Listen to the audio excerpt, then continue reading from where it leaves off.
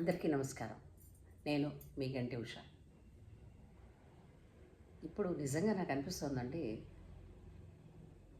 ఈరోజు ఒక విషయం దేశంలో హాట్ టాపిక్ అయింది. ఏంటది? అతుల్ సుభాష్ 34 సంవత్సరాల ఒక బిహారీ. ఆయన భారతీయ న్యాయ వ్యవస్థకి ఒక సవాలు విసిరి ఈ లోకం నుంచే నిష్క్రమించాడు. ఎంత దుర్దినం అండి! ఆ విషయం తెలిసిన తర్వాత ఎంతో బాధపడ్డాను. వకీల్గా నేను కూడా ఎన్నో సంవత్సరాల నుంచి అడ్వకేట్గా ప్రాక్టీస్ చేస్తున్నాను. ఇలాంటి కేసులు చూసినప్పుడు మనస్సు ఎంతో మోగపోతుందండి. కేసు గురించి అందరికీ తెలిసే ఉంటుంది. 34 సంవత్సరాల ఈ అతుల్ సుభాష్ అనే అతనికి నిఖిత అనే అమ్మాయికి 2019లో మ్యారేజ్ అయింది వీళ్ళకి. అయితే 2020లో వీళ్ళకి బాబు కూడా పుట్టాడు. ఆ అబ్బాయి ఉద్యోగరీత్యా బెంగళూరులో ఉంటాడు. ఏమంటే పెళ్ళయిన తర్వాత బాబు పుట్టిన తర్వాత దగ్గర నుంచి వీళ్ళిద్దరికీ సహజంగా భార్యాభర్తల మధ్య వచ్చే గొడవలు. ఈ గొడవలకి చిన్నదైన అసలు అనుకుంటే గొడవండి ఏదైనా సరే. ఇద్దరు మనుషులు ఉన్నప్పుడు, 2 అభిప్రాయాలు ఉన్నప్పుడు, ఆ 2 అభిప్రాయాలని ఒకళ్ళనొకళ్ళు మ్యూచువల్గా గౌరవించుకోనంతసేపు తగువే అంటే అది తగువేగా. అయితే ఆ అబ్బాయి మీద ఆమె 498A కేసు పెట్టింది. తెలిసిందేగా, ఆడవాళ్ళు కేసు పెట్టారు అని అంటే ఇక అంటే మన దేశంలో చట్టాలు ఆడవాళ్ళకి చుట్టాలుగా ఉన్నాయి. కొండొకచో చెప్పాలి అని అంటే చాలా వరకు 498A కేసులు ఏవైతే నమోదవుతున్నాయో అవన్నీ కూడా అంటే దాన్ని ఏమంటారు, మిస్యూజ్ చేసుకుంటున్నారు. సెక్షన్ మిస్యూజ్ అవుతోందని చెప్పగలుస్తున్నాం. కొన్ని చోట్ల గట్టిగా మందలించి అసలు భార్యాభర్తల రిలేషన్ ఏమిటి, దాని తాలూకు వ్యవహారం ఏమిటి, అబ్బాయి అమ్మాయిల కన్నా భార్యాభర్తలైన తర్వాత వాళ్ళు ఎలా ఉండాలి, సరే భార్యాభర్తల కన్నా అమ్మా నాన్నలైన తర్వాత ఎలా ఉండాలి, ఇవన్నీ కూడా పెళ్ళికి ముందు నుంచి ఒక అవగాహన కల్పించడానికి నేను ఇద్దరు తరపుల తల్లిదండ్రులని అంటాను. ఇద్దరికి బాధ్యత లేదా? అది లేకపోబట్టే కదా ఈ రోజున ఇలాంటి సంఘటనలు జరుగుతున్నాయి. పెళ్ళి అనేసరికి ఖరీదైన చీరలు, సూట్లు, నగలు కొనుక్కోవడం, ఎంతెంత ఎలాంటి కళ్యాణ మండపంలో చేశాము, ఎంత గ్రాండ్గా చేసుకున్నాము, ఎలాంటి వీడియోస్ తీసుకున్నాము, ఫోటోగ్రాఫర్స్కి ఎంత ఇచ్చాము, ఫుడ్ వెరైటీస్ ఎన్ని పెట్టాము, ఇది కాదండి చూడాల్సింది. ఇది నేను కూడా తల్లిని కాబట్టి ఒక ఆవేదన. ఈరోజు ఆ అతుల్ సుభాష్ గారి తల్లి ఎంత బాధపడుతుంది, తల్లిదండ్రులు. వాళ్ళ బాధని ఎవరైనా కంపన్సేట్ చేయగలరా? ఆలోచించి చెప్పండి. ఇతనికి భార్య ఇతని మీద ఎన్నో కేసులు పెట్టింది.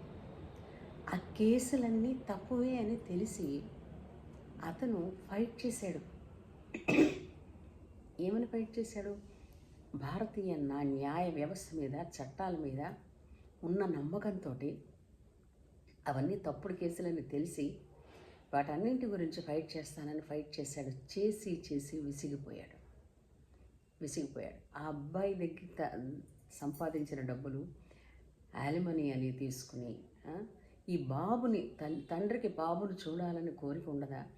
బాబుని చూడాలంటే 30 లక్షలు ఇస్తే బాబుని చూడొచ్చని. అంత విసిగిపోతున్నావు కదా, నా వల్ల 4 కోట్లు ఇస్తే విడాకులు ఇస్తానని. ఎలా నోరు వస్తుందండి వాళ్ళకి? నోటికి ఎంత వస్తే అంత అనేస్తే ఇదేదో చూసారా, కాయగూరల బేరమా? వాడేదో కిలో ఎంతో 50 100 ఏకంగా ఒక్కసారి మెట్టెక్కి కూర్చుంటే మనం 10 రూపాయల నుంచో 20 రూపాయల నుంచో బేరం ఆడతామని. ఏంటనుకున్నారండి ఇది సంతలో తన పిల్లాన్ని తను చూసుకోవడానికి 30 లక్షలు కట్టాలా? ఆ? ఎవడు చెప్పాడమ్మా? ఆ అమ్మాయిని అడిగేవాడు ఎవడు లేడా? ఉం? ఆలోచించండి. 4 కోట్ల రూపాయలు ఇస్తే విడాకులు ఇస్తుందట. ఉం? అతగాడి జీతం ఎంత? 70,000 80,000 ఉంటుంది. తెలుసు కదా అతని జీతం ఎంతో. ఇప్పటికే కేసుల మీద కోర్టుల చుట్టూ తిరిగి తిరిగి ఎంత డబ్బు పోగొట్టుకున్నాడు, పరువు పోగొట్టుకున్నాడు, మనశ్శాంతి పోగొట్టుకున్నాడు. ఇవన్నీ ఎవరైనా తిరిగి తెచ్చి ఇవ్వగలరా చెప్పండి? ఆ తల్లి తండ్రి ఏమైపోతారండి? అతను చనిపోయే ముందు 80 నిమిషాలు ఒక వీడియో చేశాడు, ఎందుకు చనిపోతున్నానో చెప్పడానికి. అలాగే ట్రంప్కి ఇంకొక అతనికి ఈ టెక్సస్ కారు ఇన్వెంట్ చేసిన అతనికి ఒక ఉత్తరం రాసి పెట్టాడు. 24 పేజీల ఉత్తరం. తను ఎందుకు మరణిస్తున్నాడో రాస్తూ అసలు రైట్ టు స్పీచ్ అంటారు కదా, మగవాడికి మాట్లాడే హక్కు కూడా లేదా? భారతదేశంలో పురుషులకి ఎంతో స్వతంత్రం ఉందనుకుంటున్నారు, వాళ్ళు డామినేటింగ్ పర్సనాలిటీస్ అనుకుంటున్నారు, కానీ నిజానికి కాదు. భారతదేశంలో పురుషులకి రక్షణే లేదు అని ఆ అబ్బాయి రాసి పోయాడనంటే ఎంత దౌర్భాగ్యకరం, ఎంత దురదృష్టకరం అండి. పైపెచ్చి ఆ అబ్బాయి అందులో ఏమిటి రాశాడో తెలిసిందా? భార్య నిజంగా రాక్షసి, ఆమె తల్లిదండ్రులు, ఆమె మేనమామ వీళ్ళందరూ కూడా వాళ్ళు అసలు మనుషులే కారు. అలాంటి వాళ్ళ దగ్గర నా కొడుకు పెరిగితే వాడు కూడా మరో మృగంగానే తయారవుతాడు. కాబట్టి దయచేసి నా తల్లి తండ్రి జాగ్రత్తగా పెంచుతారు, ఆ బాబును నా తల్లిదండ్రులకి ఇప్పించవలసింది, ఎలాగూ తాను పోతున్నాడు అని చెప్పి రాశాడు. ఆ పోయే ముందు ఎంత మదన పడి ఉంటాడు. దానికి ఎవరు కారణం? ఈ కారణమైన వాళ్ళందరూ ఎవరికో బాకీ ఉన్నారంటే అప్పు తీర్చగలరండి. ఒక ప్రాణం మీరు పోయగలరా? ఆలోచించండి. ఇలాగే 2014లోని Harnish Kumar versus state of Bihar, ఆ కేసులో కూడా ఇదే జరిగిందండి. మొత్తం ఫ్యామిలీ మొత్తం సూసైడ్ చేసుకున్నారు. ఎందువల్ల? 498A కేసు అనగానే ప్రాపర్ ఎవిడెన్స్ కూడా కండక్ట్ చేయకుండా అరెస్టులకు వెళ్ళిపోతుంటే అది అవతల వాళ్ళకి ఎంత హెరాస్మెంట్ అండి. హర్నీష్ కుమార్ ఫ్యామిలీలో తల్లి తండ్రితో సైతం అందరూ సూసైడ్ చేసుకుంటే సుప్రీంకోర్టు కూడా చెప్పింది, ఏమిటి ఈ పరిస్థితి, ప్రాపర్ ఎవిడెన్స్ లేకుండానే మీరు ఎలా వాళ్ళని అరెస్ట్ చేస్తారు? ఈ అరెస్టులు ఏంటి? అసలు ఈ సెక్షన్ ఎందుకు ఇంతలా మిస్యూజ్ చేస్తున్నారు 498A సెక్షన్ని? దీని వెనకాతల కారణం ఏంటి? ఎవరు ఈ ఆడపిల్లలకి ఇలా నూరు పోస్తున్నారు? 2 చేతులు కలిస్తేనే కానీ చప్పట్లు కాదంటారు. 2 చేతులు అని అంటే యువతల 3 పెళ్ళాల చేతులు కాదండి, అక్కడ పెళ్లి కూతురు వైపు నుంచి ఉన్నవాళ్ళు కూడా. అలాగే ఇంకో కేసులోనండి ప్రత్యక్షంగా నేను చూశాను. అత్తగారు నన్ను రోజు కొడుతుందండి అని చెప్పి ఒక కోడలు కేసు ఫైల్ చేస్తే అరెస్ట్ చేయడానికి వచ్చేసారండి పోలీసులు. అరెస్ట్ చేయడానికి వచ్చిన తర్వాత వాళ్ళకి చూపిస్తే ఈ అత్తగారండి బెడ్ రిడన్ అయి ఉంది అప్పటికి 6 ఏళ్ల నుంచి. అసలు ఆవిడ పనులకు కూడా ఆవిడ ఎక్కడ మనసును దిగలేదు.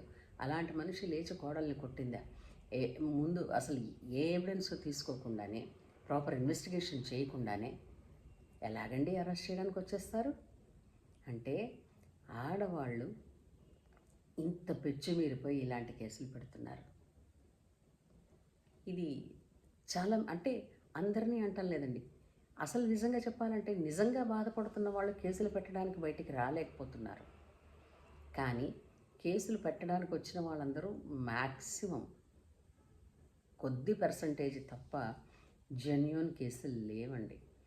మగవాళ్ళందరూ అదే అనుకుంటున్నారు, భార్యా బాధితుల కోసం ఏ విధమైనటువంటి చట్టాలు మాకు లేవా అని. ఎందుకంటే ఆడదంటే ఇంతమందితో చెప్పుకుంటుందండి, భార్య తనని కొట్టిందని, లేదా తనని బాధ పెట్టిందని, తనని హింసించిందని ఏ భర్త అయినా ఎక్కడైనా చెప్పుకోగలడా? మగాడు అసలు బయట చెప్పుకోగలడా చెప్పండి? ఒకవేళ చెప్పుకున్న నిజంగానే ఆయన కళ్ళ వెంట నీరు వచ్చిందనుకోండి, మనం ఏం చెప్తాం? ఏడ్చే మగాడిని నమ్మకూడదు అని. అవునా? ఇదో మాట ఈ సామెత నోట అక్కడ తగిలించేసి పొండి పక్కకంటాం. నేను మీ అందరినీ కూడా రిక్వెస్ట్ చేస్తున్నాను, ఒక్కసారి ఆలోచించండి. వైవాహిక బంధంలో ఉండాల్సినది ప్రేమ, గౌరవం, నమ్మకం. అవి ఒకరే ఇవ్వాలి, ఒకళ్ళే పుచ్చుకోవాలి అని కాదండి. అది టోటల్గా మ్యూచువల్గా ఉంటుంది, రెసిప్రోకల్గా ఉంటుంది. భార్యాభర్తలుగా ఉన్నప్పుడు అభిప్రాయ భేదాలు వచ్చాయని విడిపోవడానికి అవకాశం ఉంటే విడిపోవచ్చునేమో, కానీ మన హిందూ సనాతన ధర్మంలో విడాకులు అన్న మాట లేదు. ఇది లేదు. ఇది ఎక్కడి నుంచి వచ్చింది ఈ దరిద్రం? సరే, అప్పుడు రోజులు వేరు, ఇప్పుడు రోజులు వేరు అంటారు. అదే అంటున్నాం. మరి అటువంటి కండిషన్స్ ఉంటే అది తప్పచ్చు, అది తప్పు కాదు. కానీ ప్రతి చిన్నదానికి కూడా విడాకులు విడిపోతామనంటే, తల్లిదండ్రులైన తర్వాత పసిపిల్లలతో విడిపోతామంటే ఆ పిల్లల్ని ఒంటరిగా పెంచుతున్నారు కదా, వాళ్ళ మనసుల్లో ఎలాంటి అభిప్రాయాలు ఉంటాయి? ఒకవేళ ఆడపిల్ల అనుకోండి, తల్లి దగ్గర పెరుగుతోంది అనుకోండి, భవిష్యత్తులో పురుషుడంటే ఏ విధమైన ఆలోచనతో పెరుగుతుంది? అలాగే ఒక మగపిల్లడు అనుకోండి, ఏ విధమైన ఆలోచనతో పెరుగుతాడు? తల్లిదండ్రులు, భార్యాభర్తలు ఆలోచించండి. ఏ సమస్యకైనా పరిష్కారం ఉందండి, కూర్చుని ప్రశాంతంగా మాట్లాడుకోగలిగితే. 4 గోడల మధ్య మనం సరిదిద్దుకోగలిగిన దాన్ని 4 రోడ్ల జంక్షన్ దాకా తీసుకుని వెళ్ళారనంటే అది అందరికీ కూడా ఒక వినోదభరితమైనటువంటి వస్తువు కింద, విషయం కింద అయిపోతుందండి. వాళ్ళకేం పోయింది? ఇప్పుడు రేపొద్దున ఇప్పుడు ఈ విషయంలోనే అనుకుందాం. అతుల్ సుభాష్ తల్లి తండ్రి ఏడుస్తున్నారు. కోర్టు వెళ్ళి కంపన్సేషన్ ఇస్తుందా? ఎందుకంటుంది? కోర్టు నేరం లేదా అంటే కోర్టు ఏం చెప్తుంది? మీరు మా కోర్టును ఆశ్రయించారు కాబట్టి మేము చూసా ఉంటాం. లాయరు, మీరు మా దగ్గరికి వచ్చారు కాబట్టి. ఎవరైనా సరే పక్కాగా లీగల్గా దాని నుంచి ఆ కేసు అంటించుకోకుండా బయటకు వచ్చేయచ్చు. కానీ ఆ అమ్మాయిని ప్రోత్సహించారుగా, పెట్టు కేసులు పర్వాలేదని. ఆ తల్లిదండ్రులు కావచ్చు, అమ్మాయి బంధువులు కావచ్చు, అది వాదించిన వాళ్ళు కావచ్చు. ఆలోచించండి. ఒక ప్రాణం పోతే తిరిగి తీసుకురాలేం కదా. అందుకని ఆడవాళ్ళు, నిజంగా బాధలు పడుతున్న వాళ్ళు ముందుకు రాగలిగితే రండి, చట్టం మీకు ఎప్పుడు సహకరిస్తుంది.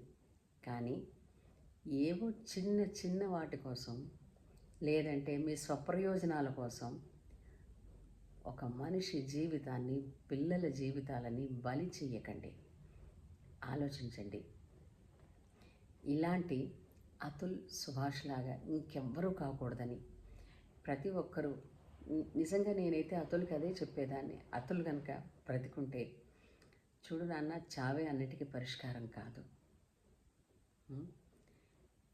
మధ్యలో వెళ్ళిపోయే భార్య కోసం నువ్వే ప్రాణంగా కళ్ళల్లో పెట్టుకుని బతుకుతున్న తల్లిదండ్రుల్ని ఏడిపించి నువ్వు వెళ్ళిపోవాల్సిన అవసరం ఉందా అని కదా.